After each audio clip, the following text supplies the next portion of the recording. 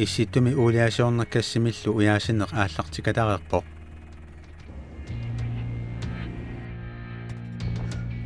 Uuliasiortuqarsinnaanera annilaanganarsigaluttuinnarpoq ernumagisariaqarparpulli. Part of responsible operations by an oil company in the Arctic is that you've planned that if something goes wrong, here's how we're going to get well control equipment into place.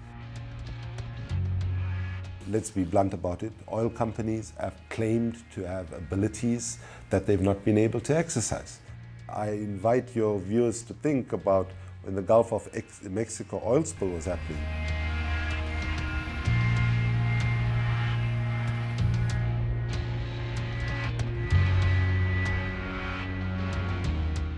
Issitumi siku aaqiartorpoq imarpillunutaaq angalaffigineqarsinnaalluni. Inuit perngarlutik avannaarsuanut angalasalerput Uuliasiortut siuttui naak unamminartut aamma ajutortoqassagaluarpat imaaginnaavikkaluartut avannarparteriartorput. There will always be conditions where you can't do things. Darkness, storms, high currents sometimes can prevent you from doing something. It's very icy. Icy means not only ice on the water, but also ice on your equipment, ice on the vessel.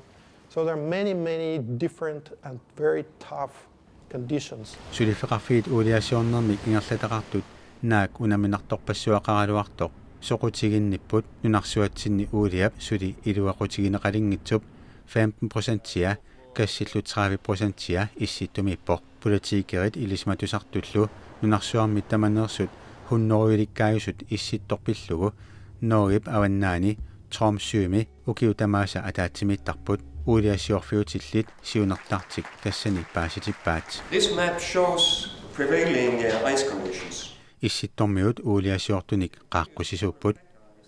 The world needs more petroleum for transportation and gas for heating and electricity generation. So we believe that all energy sources will be needed in the future, including those in the Arctic. You may ask why explore there given its challenges? Det klart det mye mer utfordrende I forhold til is spesielt. Og der det arbeid som gjøres før en kan gå inn og utvikle den type områder. Der det mye teknologiutvikling og forskning som pågår nå. Sulifeqarfiit ilisimatusarnermut misiliilluni qillerinernnut naggataaguullu Uuliamik kassimillu piiaanissamut milliartilikkuutaanik aningaasalipput. Uuliasiorner kassimillu uyaasineq qanoq siariaruartorsimanersoq assimi uani takussaaleraluttuinnarput. Overalt I Arktis tager olieboringerne til. Nord for Rusland, nord for Norge, nord for Alaska, nord for Canada. Men intet sted kan den arktiske olie få så stor betydning for en hel nation som her I Grønland. Olien passer ind på den måde, at det er et middel til at opnå målet. Og målet er jo, at vi skal være selvbærende økonomisk, og at der er råd til, at vi kan servicere borgerne I Grønland. Rigtig mange mennesker har en meget lav indkomst I Grønland, og det er simpelthen nødvendigt, at vi får udviklet os økonomisk for at kunne levere serviceydelser til borgerne I fremtiden. Så olien kan være et middel til at opnå målet. Uuliasiortulli Kalaallit Nunaanni ilismaneqarpoq. Taamaatoqaraluartorli misiliniarput. 90% af vores eksport kommer fra fiskeri. Så det siger jo sig selv som skrevet I sten, at der er ikke nogen I Grønland, der ønsker, at vores arktiske miljø eller vores have bliver forurenet med olie. Derfor så vil vi selvfølgelig også altid tage de aller højeste sikkerhedsforanstaltninger, når vi går ind I olieefterforskning og olieudvinding.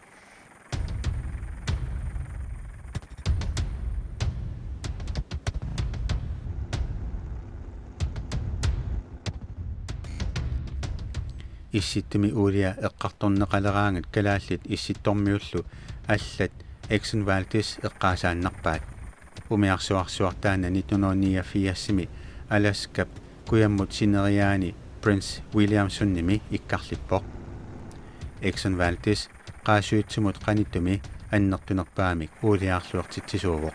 What we saw was that it took very long for the government bodies to act with the decisiveness that was necessary to limit the damage. What we know is that tens of thousands of species lost their lives, and even today, so long afterwards, the evidence of that oil spill is still very much there with ongoing impacts. WWF was engaged for many years really monitoring the situation on Alaska with the Exxon Valdez spill. And my colleagues, they came to Alaska to the Prince William Sound, and they took some samples right from the coast. And if you really try to look at this sample and also smell, the oil is still there after 20 years. It's very, very clearly oil. The point here is that even in a relatively temperate water of Alaska, the oil stay for almost 25 years now. Then can you imagine what will happen in any part of the Arctic? The oil will stay there for decades. Much longer. Much longer than even in Alaska. Because the oil in because it's a cooler water, because there is no enough microorganism to decompose this oil. So that's why the potential for oil pollution of the coastal line of Arctic due to the major oil spill will be really significant.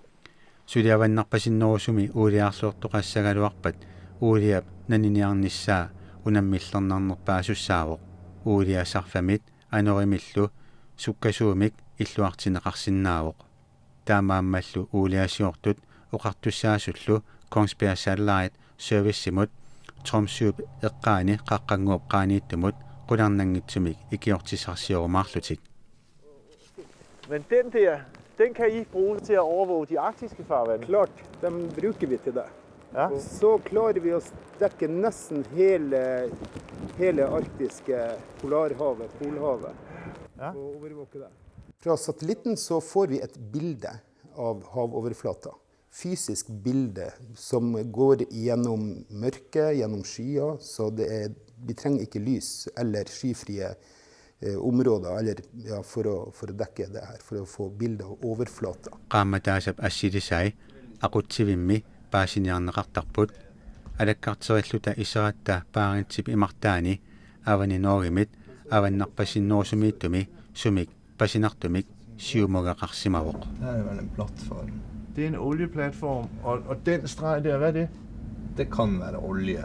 Den olie har allerede nu bredt sig 1,6 kilometer fra platformen og ud i havet med strøm og vind. Hvis et olieudslip sker, og der er is på vandet, Er det is i området, så klarer vi vanskelig å se det. så ved man simpelthen ikke, hvor olien forsvinder hen nede under isen. Nei, det klarer vi ikke.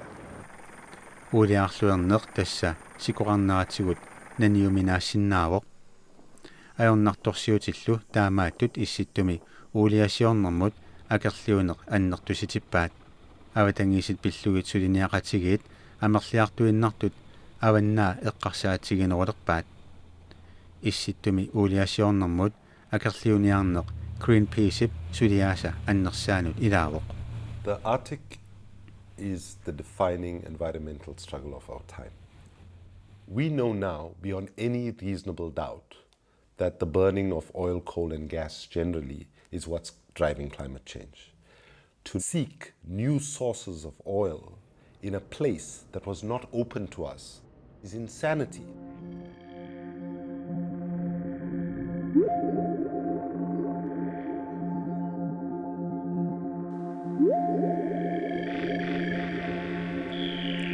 Uulia Issittomi uumasunut ajoqisiilluinnarsinnaavoq uuliap nunguiartortarnera qavani kuyasinnoorusumi kissarnerusumik imartalinnit immami nillertumi arriinnerusarpoq Issittumilu uumasut sunnertianerullutik. All organisms living in the Arctic Ocean are really fit to live in those very harsh conditions that make the whole food chain much more vulnerable and sensitive to any kind of disturbance. So that's why if oil spill will affect microorganisms which really make food for fish and fish for seal and seal for polar bear, then the entire chain is affected.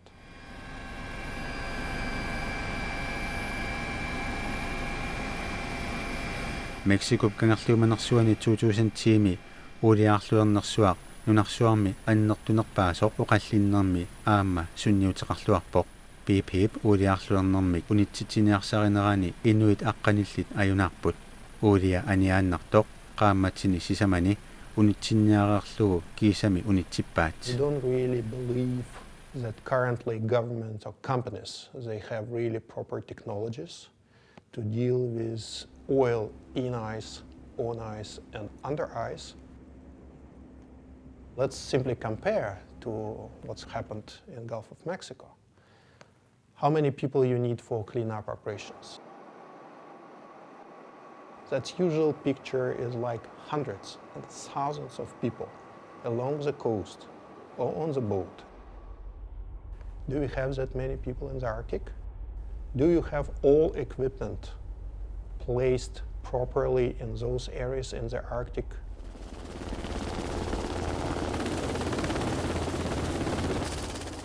In Macondo operations, there were something like about 4,000 vessels In the Gulf of Mexico. in the Gulf of Mexico engaged into cleanup operation. How you can imagine where we can get 4,000 vessels in any given part of the Arctic, even in Norway? Companies saying that technology is available, but the recovery percentage in Gulf of Mexico was 3 to 5%. My point is that with all this in mind, in the conditions like in the Arctic, you hardly can deal with this major spill at all.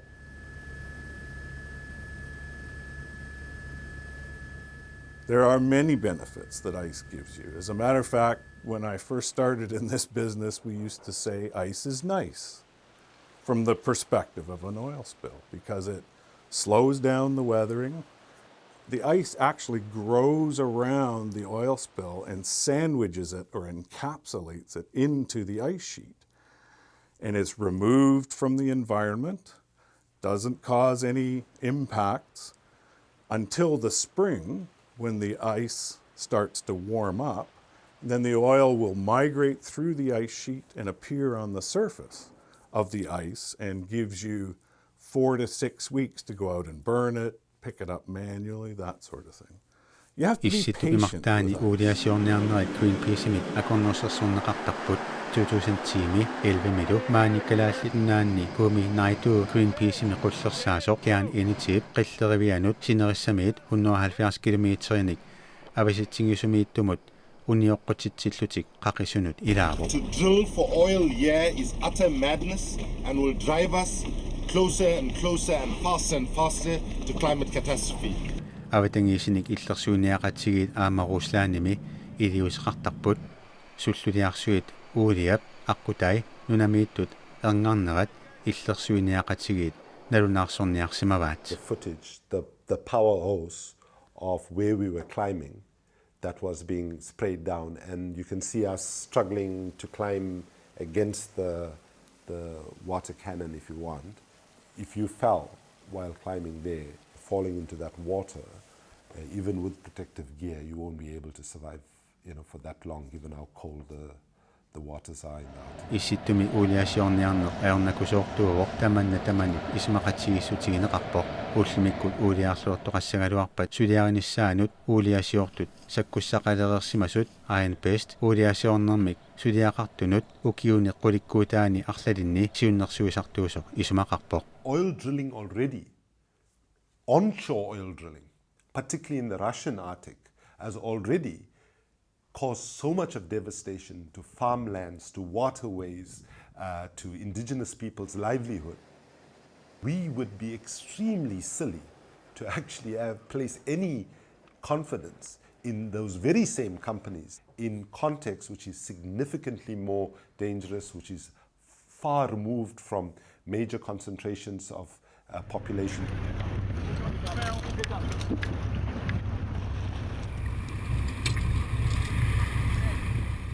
Just to give you an example, I was part of an action against the Gazprom rig in the Pechora Sea. We occupied the rig, we stopped production, we could hear on the radios Moscow was being informed and the Russian Coast Guard was being called out. It took the Russian Coast Guard 3 days to actually get to the spot. That's how remote it is.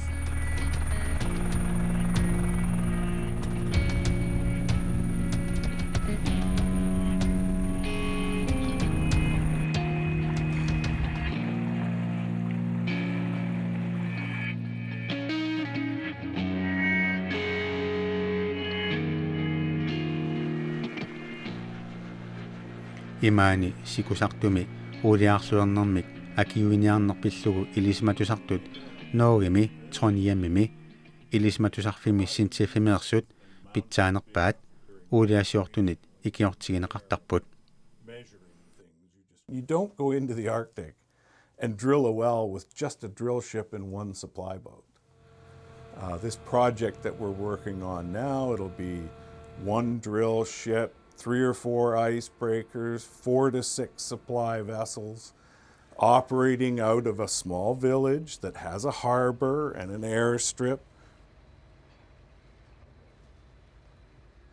There is a base logistics capability, and part of responsible operations by an oil company in the Arctic is that you've planned that if something goes wrong, here's how we're going to get well control equipment into place. Yes, there will be logistical constraints. You can't mount a response like there was to the Deepwater Horizon a couple years ago. In the Gulf of Mexico. In the Gulf of Mexico, where there are tens of thousands of fishing boats that you can hire. That doesn't exist in the Arctic. But a responsible operator will make sure that there is a capability to respond.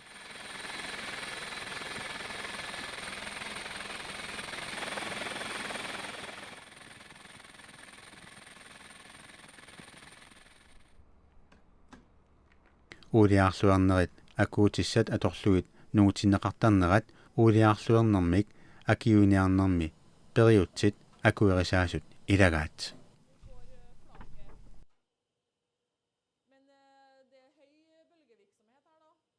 Nå skal jeg gjøre en dispergeringstest. Da lager jeg et lite oljesøl, og så skal jeg sette på dispergeringsmiddel. Og så skal jeg se hvor effektivt det dispergeringsmiddelet er. Hvis du kommer kemikalier på dispersants, hvad sker der så? Da håper vi at vi kan få brutt den oljen som ligger på overflata i mindre dråper, så at den går ned i vannmassene, så at den blir tilgjengelig for mikroorganismer i havet, som kan spise opp oljen. Og hvilken forskel vil det så gøre, hvis der var is på vandet her? Da har vi ikke fått de bølgene, ikke den energien her. Energien må være til stede for å få laget de dråpene. Sikutassa ajorsiisoqassagnaavu ilismatusartut imisivissuarmik taamaammat sanapput tassanilu sikulimmi uuliarluertuusaartitsillutik mallit akorninne qanoq sulinissartik sungiusartarlugu. Altså her har vi virkelig noget tyk, fed olie, som er blandet godt op med vand. Er det rigtigt? Ja. Jeg vil nok si det her er et ganske krevende scenario. Hvis vi ikke har hatt is her nå, så har vi hatt mer bølgeaktivitet. Tässä uulia immamiittoqqatersuarneqarsinnaavuq nungutinneqarluni allatulluunniit pigereerlugu. Vil det her være velegnet til for eksempel at brænde olien af? Ja, under forutsetning av at du er innenfor tidsvinduet for å antenne oljen, så kan det her være et av de scenariene hvor kanskje brenning har et fortrinn foran andre tiltaksmetoder.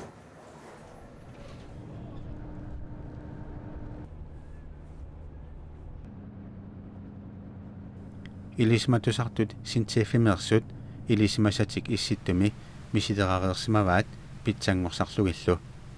Atortorpassuit soorlu Uuliamik imaaniittumik milluaat nassarlugit Svalbardtimut noorip avannaaniittumut misideraajartorput. uulia sikulimmi misideraafissaminni maqitippaat taamaaseriarlutik uuliaarluerummik katerseriaatsit atorneqarnerpaat pingasut misiderarpaat milluaat sikumi uuliaarluernermik aana milluaasinneqarpoq. Å ta opp olje mekanisk i is kan også ha en del utfordringer med seg. Det her var såkalte trommelskimmere, børsteskimmere, som viste seg å ha en egenskap til å klare å ta opp oljen selv om det var en del liten småis til stede. Vi fikk relativt bra resultater, selv om opptakskapasiteten i is betydelig mindre enn det du kan se i åpent vann. Ilismatusartut akuutissat uuliaarluernermik mingutsitsisinnaasut misideraafimmi misideraannertut tamaani sikulimmi aamma misiderarpaat. Akuutissat sikulimmi misidinneqarsimangillat imaq uulia akuutissallu angallatip sarpi atorlugit qillerussuinneqarput sikummi pillugit qillerutsikkuminaammata. Akuutissat aamma sikulimmi uuliaarluortoqarneranit ullut arfinillit qaangiutseriaraluartut atorneqarsinnaasut misideraannerup takutippaa. Uuliaarluerneq ikuallallugu ilisimatusartut naggasiullugu misiderarpaat misideraassunullu noorgimiuinnaat ilaangillat Iron Best kanatameersoq aamma ilaavoq. This shows some experiments that we did in some pack ice. And in this particular experiment, we have a length of fire boom that has been towed through the ice by a large Norwegian Coast Guard vessel. And it's collected oil and also some ice flows, as you would expect, moving through an ice pack. We went in and ignited the oil, and it's burning off. We measured the efficiency of that burn, and I think it was on the order of 85 to 90% of the oil was removed by the burning. That's the first time I know of that oil and ice have been burned in a fire boom, so it was a fairly significant step forward in understanding what are the capabilities and limitations of burning in booms in drift ice. I tend to think that's odd. I mean, they've been drilling in the Arctic for many, many years. Why haven't they experimented with this before? There's always new technology evolving. There's new ideas. And the only way we find out whether they work is to go out and do experiments.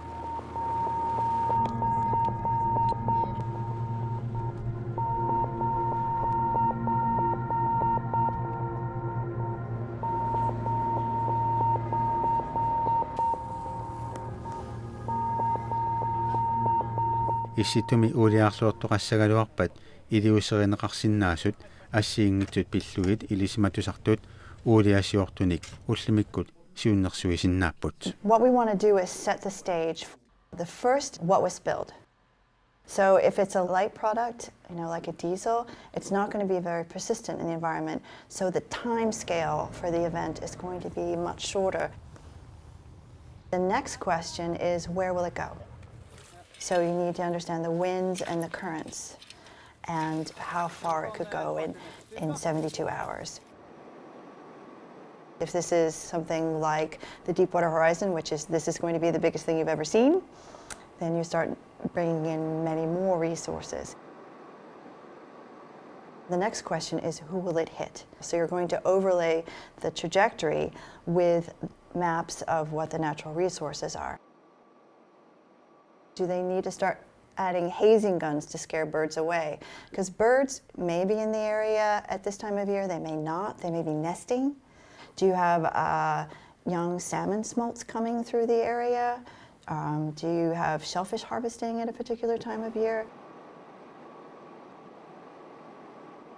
In a spill, it's not the word good that we're looking for. We're looking at the word better. Is it better to let the oil come ashore in this particular area and then clean it up? Is it better to apply chemical dispersants and put the oil into the water column to protect surface resources?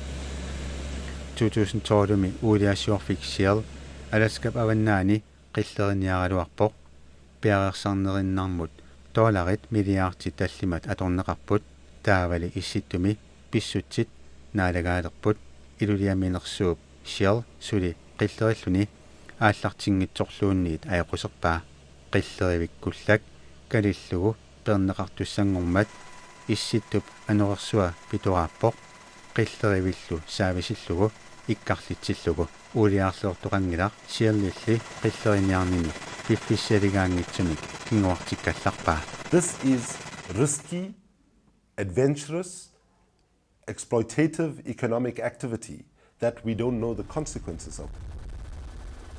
Any thinking person were to accept what the oil companies and the so-called experts say about the ability to clean up an oil spill in the Arctic, they are providing us with false hope.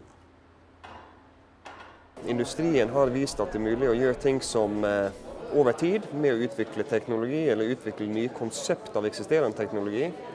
Og jeg tror vi vil se det samme i Arktis. Vi vil ikke gå inn i området hvis vi ikke har teknologi eller kunnskap til å håndtere blant annet så det skal utslipp. One thing big oil companies are very good at is providing resources and mounting big efforts to do things. And I truly believe that we could make a credible response that would reduce significant environmental impacts. Would it be perfect? No, of course not. But it would make a difference.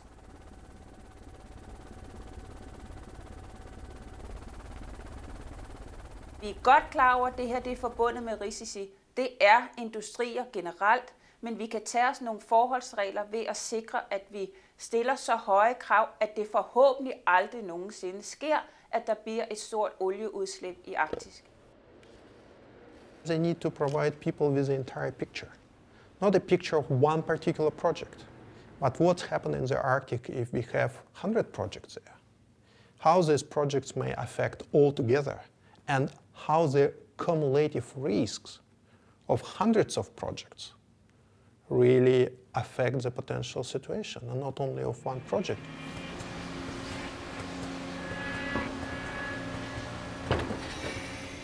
All these questions still require answer, and there are still no answers for many of them.